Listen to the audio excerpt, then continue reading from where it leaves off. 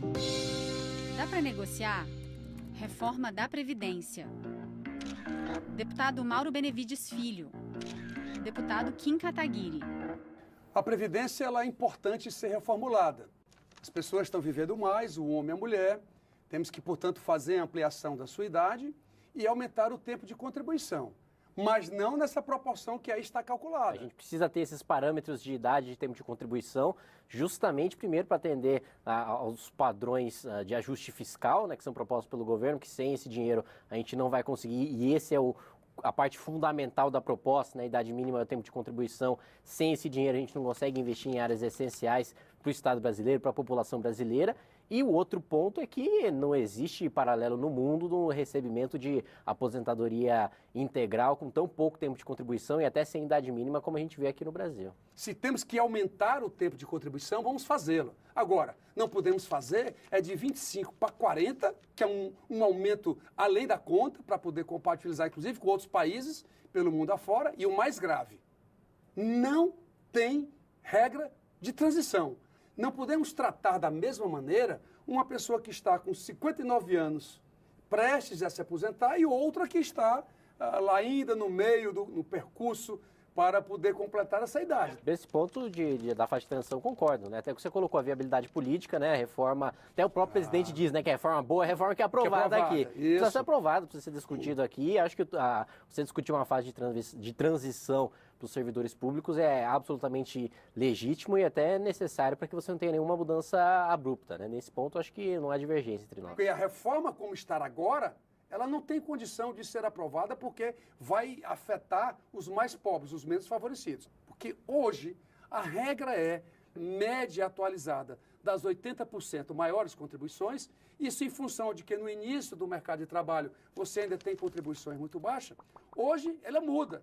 Média de 80% para média das 100% contribuições. Só essa medida significa reduzir o salário, a aposentadoria, neste caso, de pelo menos 13%, que eu acho uma tungada muito grande. O sistema previdenciário não é um sistema de assistência social, né? Não foi feito para fazer caridade. Então, a contribuição precisa ser proporcional àquilo que vai ser o prêmio posteriormente. Afinal de contas, a aposentadoria não é nada mais que um seguro contra a velhice, né? E o seguro precisa ter o recebimento proporcional àquilo que ele vai pagar posteriormente. Como vamos aumentar o tempo de contribuição? Como vamos aumentar idade? Vamos aumentar as alíquotas? Temos que ter aqui, no cálculo da aposentadoria, a gente tem que ter aí um regramento de aumento, neste caso, de aumento de percentual, mas não precisa ser de todas as contribuições. Mas na maior parte dos países do mundo, principalmente os desenvolvidos, é até mais grave, até mais duro do que está sendo proposto pelo governo, né? Porque aqui ainda se fala de uma média de tudo que foi contribuído pelo cidadão para que no final haja até a possibilidade de você se aposentar com 100% dessa média. No mundo, quando bate 60% é muito. No Japão é 30%, né? Você conta muito mais com a poupança que o cidadão faz, que infelizmente a gente não tem essa cultura no Brasil, do que com a aposentadoria em si. Então, o argumento de que ao redor do mundo a gente tem uma média ou uma regra mais suave não me parece correto. Você falou muito bem. No mundo mais desenvolvido, que não é o caso do Brasil, o padrão salarial desses países é muito mais elevado. Nós estamos falando aqui, nós temos 35 milhões de brasileiros que estão com aposentadoria de um salário mínimo.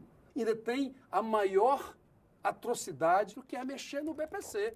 Nós estamos falando de uma família, de uma pessoa que faz parte de uma família, que tem renda familiar, 1/4 do salário mínimo. Não faz sentido a gente mexer nesse momento, porque nós precisamos de ter, no mínimo, um salário mínimo. Na verdade, não existe mudança rígida no BPC, porque quando você pega o próprio impacto fiscal, na verdade, o que você está fazendo é até deixando a regra melhor, né? Mais benéfica para o beneficiário, porque hoje você só recebe a partir dos 65 anos. A proposta é você receber a partir dos 60, não é um salário mínimo, mas quando você coloca na ponta do lápis, trazendo a valor presente, seria exatamente a mesma coisa de você pagar um salário mínimo a partir dos 65. Pergunta para o cara que está lá com 60 anos de idade para esperar mais 5 anos para receber um salário mínimo, se ele quer receber antecipadamente os R$400 ou se ele quer esperar até os 65 anos para receber um salário mínimo. Eu tenho certeza de que o cara que está precisando prefere muito mais antecipar o benefício e, no geral, dos 60 aos 70, conseguir distribuir melhor esse benefício do que esperar até os 65 só para ganhar o salário mínimo. Totalmente equivocado na minha análise, porque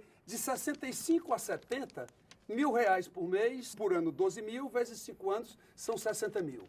Se a gente antecipa, como é a parte boa que o governo está dizendo, para 60 anos com 400, 400 vezes 12 dá 4.800. Vezes 10 anos dá 48 mil. Portanto, dá uma diferença menor de 12 mil. É perda na população mais pobre que o Brasil tem. Isso não passa nessa casa. Não passar ou não passar já é outra questão, né? Eu também acho que não passa, mas eu não acredito que seja pior para os mais pobres, mesmo porque existe, né, o valor das coisas é subjetivo e evidentemente as pessoas receberem no presente é muito melhor do que receber no futuro, né? Valorizam muito mais eu ter uma Ferrari hoje do que eu ter uma Ferrari daqui a 5 anos. Evidentemente que não é esse o caso, eles não vão ganhar uma Ferrari, mas o benefício de você ter imediatamente aquele dinheiro na sua mão para você resolver essa situação imediata, é claro. Sem falar que esse é um valor, como você mesmo disse, de passar ou não passar, negociável. Deputado Kim, o governo está propondo um sistema de capitalização de contas individuais sem a contribuição patronal. Isso é o cúmulo. Para mim, você pode deixar tudo patronal, pode deixar tudo trabalhador, ou pode dividir entre patronal e trabalhador, porque no final das contas o empresário põe na ponta do lápis e vai sair do salário da mesma maneira, né? Eu acho que isso é muito mais um discurso do que efetivamente mudar o impacto fiscal, mudar a realidade do trabalhador. No final, é ele que paga. É uma ilusão pensar que sair da contribuição patronal vai fazer com que o trabalhador seja mais beneficiado. Negociar, sim, vamos. O próprio PDT vai apresentar um substitutivo da proposta que está colocada agora, exatamente para recair em cima de privilégios, sem prejudicar, repito, os menos favorecidos, e aí encontrar um denominador comum, como disse o deputado Kim, essa é a essência, né, do Parlamento Brasileiro, do Congresso Nacional, da Câmara dos Deputados. Tudo que é debatido aqui no Congresso Nacional, você abre para concessões de ambos os lados, justamente para isso existe o Congresso Nacional, né? Então, como já foi dito aqui, dizendo pela terceira vez, reforma boa é aquela reforma que passa, precisa fazer. A gente tem aqui um representante de um partido de oposição com plena consciência de que precisa ser feito, a gente tem discordâncias em relação à forma, mas precisa ser feito, vai ser feito e a gente discute os parâmetros para que seja feito porque o país precisa.